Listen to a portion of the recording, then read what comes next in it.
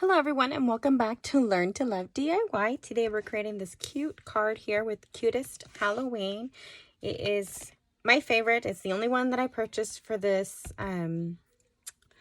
for Halloween version for from the holiday catalog. They had a cute little cat one as well that I was tempted to get, but I chose this one as my main stamp set. This one comes with a punch, if I can find it.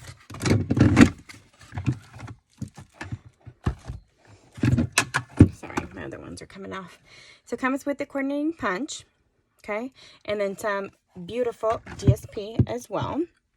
And I'm going to be using all three, if I'm not mistaken, for these for this card. And this is called, what did I name it? It's a triple twist fun fold, or at least that's what I've been told it's called from some of the tutorials I've seen. This is what I created with it. So you have little stoppers on the inside, and I chose to do the cute little spiders there. It's a very, very tiny spider as my stoppers, and you do the placement of them, and then these guys pop up like this, creating a triple stand there. And you can still see all the cute little pumpkins and the candy corn. And then you have a sentiment here, and then you have a sentiment on the inside, as well as plenty of space to write your message. Okay, so I really enjoyed making this one. It's by far one of my favorites. So I'm going to go ahead and show you. And again, this is the stamp set I am using, if you have not seen it. Catalog went live August 3rd, if I'm not mistaken. So that's already available. I already, as you can see, I've been working hard, doing a lot of stamping so that I can color and then cut or punch. And I'm going to go ahead and show you how to make it today. I have my template that I created for this card. You'll need a base card, and I have that measures 4 by 8.5. Let me double check that. I thought I had, sorry, 5.25 by 8.5. My bad. Looking at the size of the inserts. Okay, so 5.25 by 8.5, and you're going to score it at 4.25. It's a tad bit shorter than your normal card, and that's just because you're going to try to divide these into equal portions, and it gets a little bit more complex with measuring and whatnot.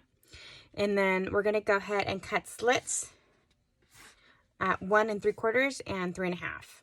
Okay, and then once we do that, once you have your portions cut, you're going to score from corner to corner to create the fold. So let's go ahead and do that.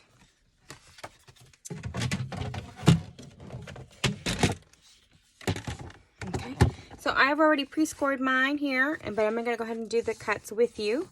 So going down my card, I'm going to go ahead and position it at 1 3/4. Okay, and then at the 4.25 mark, sorry if I move the camera, I'm trying to look at the little point mark there, you're going to go ahead and cut down, or up, sorry. Okay, it's creating this flap, and you're going to do that again at 3.5. Again, positioning your cutting tool, or at least it's easier for me to go from bottom to top. 3.5, let me make sure I get it right. Okay, at 4.25, I'm kind of eyeballing it up, okay, so that it creates these flaps. Okay, and then 1 by 1, you're going to go ahead and score. So it might be a little bit funky to do the scoring, but I'm going to try to see if I can find some gaps to do this. So this is the best way. Remember, the lighter of your blades, it's the one that scores. And I'm going to go ahead and just score diagonally. Make sure you remember to score this way and not this way, just because of the way that your card will fold over. Okay, so you see that? Then this will be able to fold this way, creating the pop-up portion. So we're going to go ahead and do that for the other two.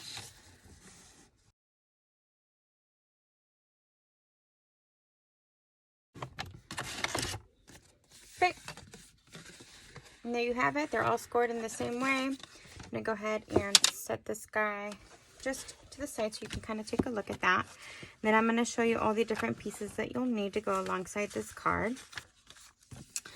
Okay, so the DSP, just depending on how many layers you're going to be doing, I'm doing a double matte on mine. So I'm using the basic black as well as the DSP to matte it. If you can see the little tiny border that's on there, it's just a sliver.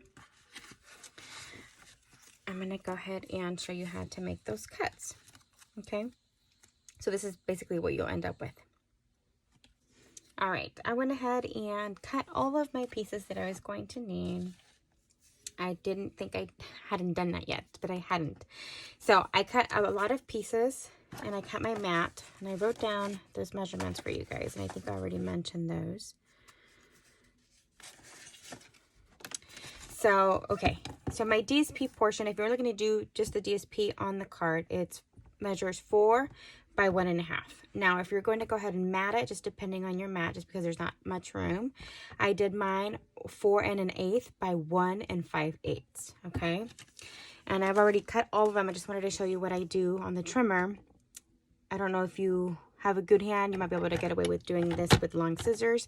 You just angle it to make sure the points are on opposite ends, and then you cut. The great thing about this DSP is that it's not directional, so I don't have to worry about the way that I am cutting it. Okay, and now I have all of these pieces to put together for our card, and I'll fast forward that portion. I do want to let you know that for the inside, I did mat it.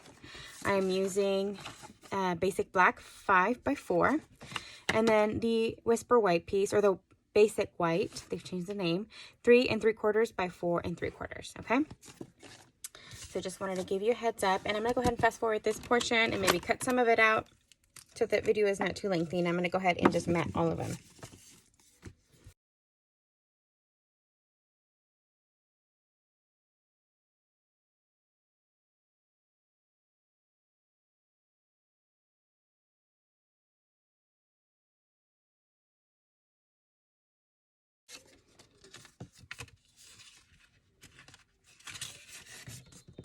Okay, so now we're going to go ahead and bend on all of those edges, and I'm actually going to varnish these just a tad. And that's because we're going to be using these for the main function of our card, which is the standing portion. Okay.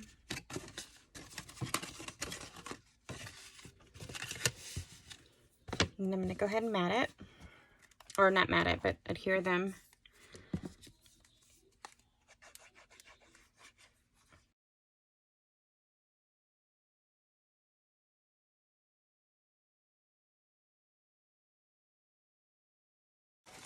And then we're going to go ahead and proceed to mat it. Now before I do that, I did go ahead and do a cute sentiment. So I'm going to go ahead and do some stamping right now. I put a Have a Fabulous Halloween. So let's go ahead and take that out. As you can see, I have a few of the cutouts there for some layers for some future projects that I will be working on. I'm going to do it with my Memento Tuxedo Black ink. I think I might need to re-ink my stamp, my ink pad. Some spots are a bit better than the others. Okay, so I'm doing that right in the center. And then I'm going to go ahead and stamp Treat Yourself as well.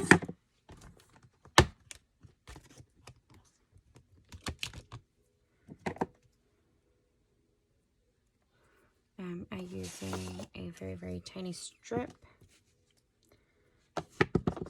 that I'll be using my Class Up label punch. Although it's been retired, you can always opt to use a different punch or just whatever you have in your stash. So, okay, I'll cut that in just a moment.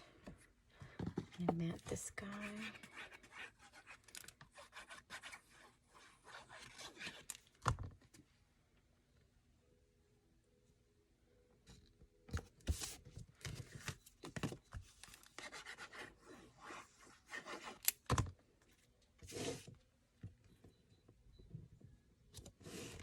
Oh, this guy's crooked, super crooked. That's the good thing about liquid glue. Repositioning this guy is a cinch. Okay.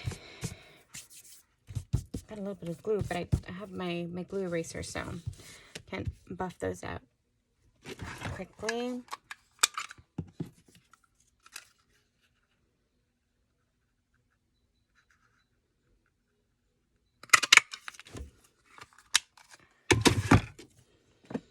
Okay, and there we have it. So this portion I'm not going to worry about. That's intentional because it's going to hide right under the either pumpkin. I think I'm going to do some ghosts this time around. I did pumpkins and I did the candy corn, but I think I'm going to be switching that off. I have a few options here. Like I said, I pre-stamped a whole lot of these. So I wasn't sure if I wanted to do these guys here or my cute little ghosts that I outlined. And I think I'm opting for the ghosts with the spiders. Or I'll see, maybe I'll use a couple more extra ones that I've, used in the past. And I did use pumpkin pie to color these in, the light and, or the combo, the light and the dark. And I'm gonna go ahead and just fussy cut these and I'll be right back. All right, I went ahead and fussy cut all my spiders and I'm gonna go ahead and put the card together. I've already stamped in here. We're gonna go ahead and do our stoppers and then we're gonna go ahead and decorate the front as well. And for that, I'm gonna be using some foam or some dimensionals, and let me see, where's my other one? I had 2 sheets out earlier. Okay. Let's see if I can find, there you are. I wanted the baby ones. Okay. So I think might go just with the combo as I was stating instead of doing the pumpkins this time around. Although I really like the playfulness of the pumpkins. I'm gonna go ahead and first put the backing of all of the foam dots. Let's see, I think I'm gonna need some help. And I'm using again the spiders to do the stoppers just because they're tiny enough that it's not going to be a problem for me to do the closure of the card. Okay, so now that I have that, I'm gonna go ahead and remove those. And then we're gonna go ahead, and the way that I did it is I went ahead and folded them and then I started to place my spiders to keep those in place. Okay, you see, just depending on the height. There you have that. Okay, so now folding these back, making sure that you don't adhere anything right in the center there, just so that it doesn't protrude overly much. You're gonna go ahead and start adhering your items. I'm gonna do the sentiment and then I'm gonna go ahead and cover that.